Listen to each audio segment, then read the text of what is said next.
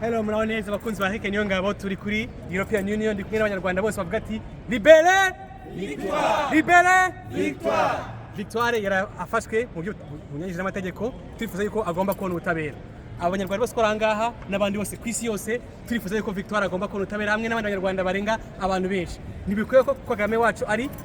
dictature Kagame assassin Kagame assassin Kagame assassin libere victoire libere victoire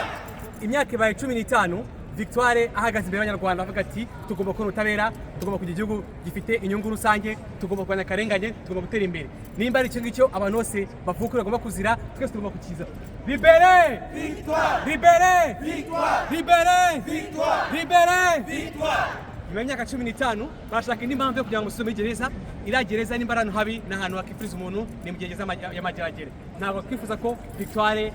Kizito Mihigo abantu bose hano baciye ngo wongere basubize abandi banyarwanda niyo mpamvu abanyarwanda bose bari ku isi bahaguruke bavuga ati Kagame assassin Kagame assassin libere victoire yeah